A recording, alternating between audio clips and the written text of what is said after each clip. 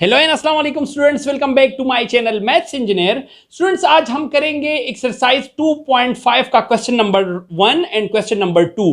और ये जो एक्सरसाइज है ये क्लास 10 मैथ्स से है, तो आप इस बात को आपने टाइटल में भी देख लिया होगा और थंबनेल में भी देख लिया होगा। तो 2.5 का क्वेश्चन नंबर 1 और 2 करेंगे और आने वाली वीडियोस में हम इसके बकाया क्वेश्चंस भी करेंगे। तो अगर आप हमारे चैनल पर नए हैं, पहली दफा आ रहे हैं, तो आपसे रिक्वेस्ट है कि प्लीज हमारे चैनल को सब्सक्राइब कर लीजिए और बेल के आइकन को जरूर प्रेस कर लीजिए, क्योंकि हम न सिर्फ मैथ्स को सॉल्व करते हैं बल्कि इसके साथ साथ टिप्स एंड ट्रिक्स भी बताते हैं ताकि आप एग्जाम में अच्छे से अच्छे नंबर ले सकें।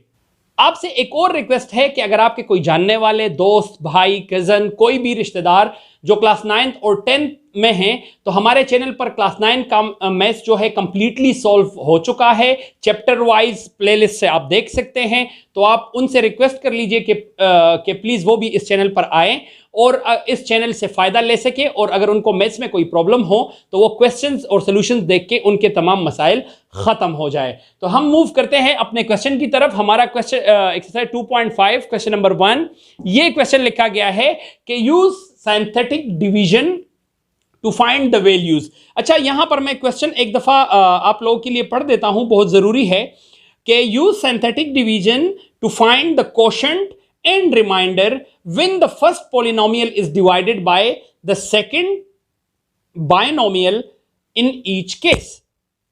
ठीक है, आपको ये क्वेश्चन बुक में दिख गया होगा। तो हमने क्या करना है, इसमें से कोशेंट और रिमाइंडर फाइंड आउट करना है। ये पॉलिनोमियल है एंड ये बाइनोमियल है। तो हमने क्या करना है कि इस पॉलिनोमियल को डिवाइड करना है इस पर सिंथेटिक डिवीजन के थ्रू और रिमाइंडर और कोशेंट फाइंड आउट करना है। तो आप अभी वीडियो को देखते रहिएगा। सबसे पहले आपने क्या करना है कि आपको जो x-3 या इस तरह की कोई भी वैल्यू दी गई होगी, तो आपने क्या करना है, सबसे पहले इससे x की वैल्यू फाइंड करनी है। तो आप इसको इस तरह लिख देंगे कि x-3 is equal to 0 and -3 को जब आप दूसरी तरह शिफ्ट करते हैं दूसरी तरफ, तो x इज इक्वल टू 3 आ जाएगा। अच्छा, कुछ क्वेश्चंस में आपके पास x-3 नहीं दिया गया, मतलब डायरेक्ट कोई वैल्यू दी गई है जैसे कि -2 या 2, तो आपको ऑटोमेटिकली यहां पर तो हमने x की वैल्यू फाइंड की और इस वैल्यू से अब ये तमाम जो पॉलिनोमियल है ये डिवाइड करेंगे। अगर आपको डायरेक्टली इस तरह की वैल्यू दी गई होगी तो आपको फिर फाइंड करने की जरूरत नहीं है, डायरेक्टली वो वैल्यू उठा के यहां पर उससे ये पॉलिनोमियल डिवाइड कर लेना है। ठीक है स्टूडेंट्स, ये आपको समझ आ गया होगा। अब हमने क्या करना है, सबसे पहले इस पूरे पॉलिनोमियल के जो कोफिशिएंट्स है वो कलेक्ट करने हैं। तो पहला हमारा कोफिशिएंट है 2, x³ का कोफिशिएंट क्या है 2, x² का कोफिशिएंट है -7, x का कोफिशिएंट है 12 और कांस्टेंट टर्म है -27। तो आपने इसी तरह अरेंज करना है। सबसे बड़े पॉलिनोमियल का यानी सबसे बड़ा पावर वाला कोफिशिएंट पहले, फिर उसके बाद, फिर उसके बाद और फिर उसके बाद, इसी तरह लिख देने हैं। अच्छा, यहां पर एक और जो बात है आपको समझाने के लिए जरूरी है कह दूं कि अगर इन केस ऐसा कोई क्वेश्चन हो जिसमें यह टर्म ना दिया गया हो, मिसाल के मैं आपको जनरली बता रहा हूं कि अगर 2x³ + 12x - 27 दिया गया हो, तो यहां पर क्या है कि यहां पर x² यहां डिक्रीजिंग पावर कंप्लीट नहीं हो रहा, यानी 3, 2, पावर 1 और पावर 0 होना चाहिए। ये देखिए, यहां x पावर 3 है, यहां पर x पावर 2 होना चाहिए, फिर उसके बाद x पावर 1 होना चाहिए और यहां x की पावर 0 कांस्टेंट टर्म के साथ x पावर 0 होता है। x power 0 is equal to 1, यानी इसके साथ 1 या x पावर 0 होता है और उससे हमारे पास 1 मिलता है, तो हम यहां पर x पावर 0 नहीं लिखते। तो अगर ऐसा केस है जिसमें हमारे पास डिक्रीजिंग में जब हम आते हैं तो कोई पावर जो है वो स्किप है या नहीं लिखा गया, तो यहां पर तो -7x² लिखा गया था जिससे हमने कोफिशिएंट कलेक्ट किया। अगर यहां पर इस तरह हो कि 2x³ + 12x - 27 और x² का कोफिशिएंट आप लोगों के पास ना हो, तो आपने फिर उस कोफिशिएंट की जगह यहां पर 0 लिख देना है, उसको स्किप नहीं करना। उसकी जगह आप लोगों ने क्या लिखना होगा, 0 लिखना होगा। और इसी तरह क्यूब का कोफिशिएंट फिर x² का नहीं है तो उसके लिए 0, फिर x का और फिर x पावर 0 का। चूंकि यहां पर हमारे पास मौजूद था -7 x², तो हमने वो लिख दिया है। अच्छा, अब एक और सवाल इसके साथ साथ, अगर ये टर्म सिरे से हो ही ना, क्यूब वाला टर्म नहीं हो, और यहां से शुरू किया गया हो कि -7x² + 12x - 27, तो फिर इस तरह आपने -7x + 12x - 27 लिखा गया है, तो आपने फिर इस तरह लिखना है। ये वाला टर्म मैं हाथ से हाइड कर रहा हूं ताकि ये अगर ना होगा तो आपने फिर इस तरह लिखना है। अब अगर इसमें x ना होगा, ये वाला टर्म अगर नहीं होगा इस इक्वेशन में, अगर आपको ये टर्म नहीं लिखा होगा तो इस x वाले टर्म की जगह पर आपने यहां पर 0 पुट करना होगा, ताकि आपको डिक्रीजिंग पावर वाला जो सिलसिला है वो कंप्लीट हो सके और आपने किसी भी पावर वेरिएबल वाले नंबर को स्किप नहीं करना और डिक्रीजिंग पावर अरेंजमेंट पूरी करनी है। अगर कोई स्किप है तो उसकी जगह आप लोगों ने 0 लिखना है, but x² x1 x power 0 इस तरफ जाना है कंप्लीटली। ठीक है स्टूडेंट्स, तो आई होप ये आपको समझ आ चुका है।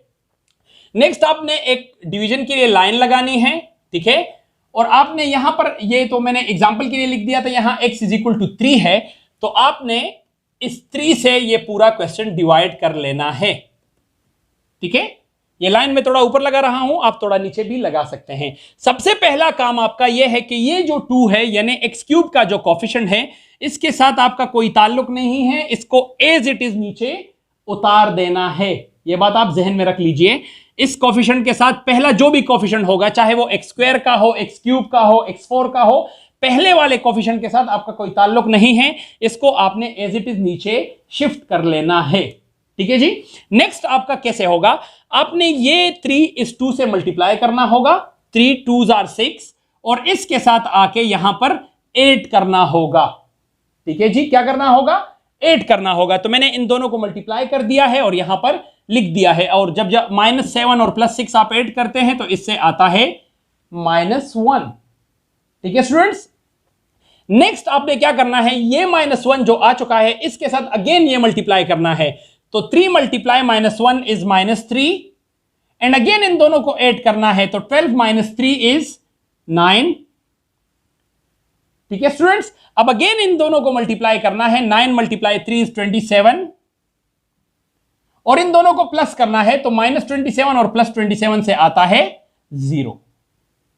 ठीक है स्टूडेंट्स, ये स्टेप्स आपको समझ आ गए। सबसे पहला वाला एज इट इज उतार देना है, फिर इन दोनों को मल्टीप्लाई करके यहां लिख के ऐड करना है, फिर इन दोनों को मल्टीप्लाई करके यहां लिख के ऐड करना है, जो आ जाए फिर इसको इसके साथ मल्टीप्लाई करके यहां लिखना है, ऐड करना है और यहां लिख देना है। अब रिमाइंडर और क्वोशंट का जो कंसेप्ट है वो यहां पर, जो भी आपका आखिरी टर्म होगा वो आपका रिमाइंडर कहलाएगा। ठीक है, जो भी आखिरी टर्म आ जाए, चाहे 0 हो, चाहे x+1 हो, चाहे k+2 हो, जो भी हो वो आपका रिमाइंडर होगा, और ये जो बकाया है ये आपके क्वोशंट होंगे। ठीक है, तो क्वोशंट को लिखने का तरीका यह है कि यहां पर सबसे बड़ा पावर था 3, अब आप इसके साथ एक कम पावर लिखेंगे। मिसाल के तौर पर यहां 2 के साथ पावर था 3, चूंकि हम एक रिमाइंडर निकाल चुके हैं और इसको डिवाइड कर चुके हैं, तो अब इसके साथ हम 3 नहीं लिखेंगे, अब हम इसके साथ आपने यहां लिखना है क्वोशंट इज इक्वल टू 2, तो यहां सबसे बड़ा पावर क्या था 3, तो अब हमने इसके साथ स्क्वायर लिखना होगा, -1 के साथ x लिखना होगा, स्क्वायर के बाद वो x पावर 1 आता है, और ये लास्ट वाला +9 जो है इसके साथ कोई x नहीं लिखना। ये देखें x² x1 और x पावर 0, तो ये आपका क्वोशंट हो जाएगा, और आपका जो रिमाइंडर है यानी r है वो आपका 0 हो जाएगा। अगर यहां पर x4 होता तो फिर हम इस 2 के साथ x³ लिखते हैं, इसके साथ x² लिखते हैं और यहां x1 लिखते हैं, और कोई और टर्म भी होता जो x पावर 0 के साथ लिखा जाता, यानी कांस्टेंट टर्म भी होता। तो आई होप स्टूडेंट्स के सिंथेटिक डिवीजन का कंसेप्ट आप लोगों को समझ आ चुका है, आपने कहीं नहीं जाना, क्योंकि हम अब क्वेश्चन नंबर 2 भी इसमें हम सॉल्व करते हैं इसी वीडियो में, तो अभी आपने वीडियो को देखते रहना है। जी स्टूडेंट्स, तो मैंने क्वेश्चन नंबर 2 लिख दिया है, ये रहा आपका क्वेश्चन नंबर 2। क्वेश्चन नंबर 2 में कहा गया है कि use synthetic division to find the value of k if -2 is the zero polynomial of x³ + 4x² + kx + 8, यानी -2 हमारे पास, जो इससे पहले मैं आपको बताता था और बता चुका हूं कि जब कोई वैल्यू डायरेक्ट दी गई है तो अब हमने इस वैल्यू से इसको डिवाइड करना होगा। तो सबसे पहले आप इनके कोफिशिएंट्स कलेक्ट कर लीजिए। x³ का कोफिशिएंट है 1, x² का कोफिशिएंट है 4, x का कोफिशिएंट है k, ठीक है, और आखिरी टर्म है 8, तो इसको हमने लिख दिया। अब हमने इस तमाम को -2 से डिवाइड कर लेना है, ठीक है जी। तो मैंने आपको बता दिया है कि 1 पहले वाले टर्म के साथ आपका कोई ताल्लुक नहीं है, तो 1 को मैं एज इट इज उतार देता हूं, इन दोनों को मैं मल्टीप्लाई कर देता हूं, तो 1 × 2 इज -2, और इन दोनों को प्लस करता हूं तो 4 - 2 इज 2। अब अगेन इन दोनों को मल्टीप्लाई कर लीजिए, तो 2 2s are 4 और माइनस लग जाएगा साथ में, तो -4। और जब इन दोनों को आप प्लस करेंगे तो आप यहां पर ध्यान से देखेंगे कि ये दोनों प्लस नहीं हो सकते, तो इनकी जगह आप -4 + k ही लिखेंगे, ठीक है जी। चूंकि 4 और k प्लस नहीं होते, तो ये आपने एज इट इज इस तरह लिख देना है। अब ये -2 इसके साथ मल्टीप्लाई कर लीजिए, तो ये बनेगा -, 2 4s are 8, और 2 × k is +, and 2 × k is 2k, ठीक है स्टूडेंट्स। तो इन दोनों को जब आप ऐड करते हैं तो 8 + 8 is 16 - 2k, इन दोनों को आप ऐड कर लेंगे जो ऐड होते हैं, और जो नहीं होता तो उसको आप एज इट इज लिख देंगे, ठीक है स्टूडेंट्स। यहां तक आई होप आपको समझ आ चुका है। आपने देखा कि ये दोनों ऐड नहीं हो रहे थे, तो इसको मैंने एज इट इज लिखा, पर फिर इसके साथ 2 मल्टीप्लाई करके इस 8 के नीचे लिखा, और इन दोनों को ऐड कर लिया, तो 8 और 8 ऐड हो रहा था, और -2k नहीं ऐड हो रहा था, तो उसको मैंने उसके साथ एज इट इज लिख दिया है। अब हम क्या करते हैं, आप देख लीजिए। अब हमने k की वैल्यू फाइंड करनी होगी, तो आपको पता है कि जो हमारा लास्ट टर्म है वो हमारा रिमाइंडर होता है, तो आपका यहां कोफिशिएंट फाइंड करने का कोई मतलब नहीं है, क्योंकि हमसे कोफिशिएंट नहीं मांगा गया। तो आप रिमाइंडर को पिक कर लीजिए। रिमाइंडर हमारे पास है 16 - 2k, और इसको आपने बराबर लेना है 0 के। आप इस तरह लिख भी सकते हैं कि as the remainder is 16 - 2k, so आप 16 - 2k को 0 के बराबर ले लीजिए, इसलिए कि हम k की वैल्यू फाइंड कर सके, और हमसे k की वैल्यू भी मांगी गई है। तो हमने k की वैल्यू फाइंड करना है, तो पहले आप इस 16 को दूसरे साइड पे शिफ्ट कर दीजिए। ये यहां पर प्लस है, वहां जाके माइनस हो जाएगा, तो यहां पर रह जाएगा -2k इज इक्वल टू -16, ठीक है। यहां प्लस था तो वहां शिफ्ट होके राइट हैंड साइड पे माइनस हो गया। अब ये -2 को मैंने दूसरे साइड पे लेके जाना है, क्योंकि k की वैल्यू फाइंड करनी है, तो k को अकेला छोड़ना होगा। तो जब -2 को आप शिफ्ट करेंगे, तो यहां पर ये k के साथ मल्टीप्लाई हो रहा है, और जब यहां शिफ्ट हो जाएगा तो डिवाइड हो जाएगा। तो ये इस तरह हो जाएगा कि -16 divided by -2, minus cancel out हो जाएगा, and 2 1s are 2, 2 8s are 16, तो 8 बच गया, यानी k की जो वैल्यू हमारे पास आई वो है 8, ठीक है स्टूडेंट्स। एंड यही हमारा रिक्वायर्ड आंसर हो जाएगा। इसके साथ ही हमारा क्वेश्चन नंबर 2 जो है, क्वेश्चन 1 और 2 ऑफ एक्सरसाइज 2.5 खत्म हो चुके हैं। अगर आपको किसी क्वेश्चन में या इसमें से कहीं किसी स्टेप पर समझ नहीं आई होगी, तो आप प्लीज कमेंट्स में उस क्वेश्चन नंबर और वो एक्सरसाइज जरूर मेंशन कर दीजिए। Thank you so much for watching.